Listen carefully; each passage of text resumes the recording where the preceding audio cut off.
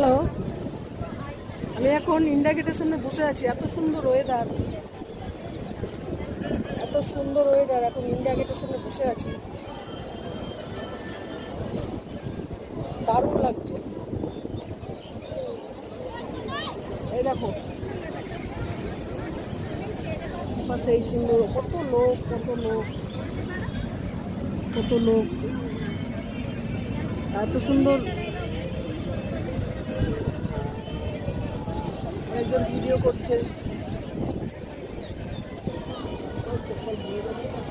আমরা কিন্তু ব্লগ করার জন্য বা ভিডিও করার জন্য দিল্লিতে আসিনি। আমরা এসেছি কাজে, তাই ঘুরছি। আমাদের ভীষণ কালো লাগছে, মেঘলা, চেহারাটাও খুব নষ্ট হয়ে গেছে।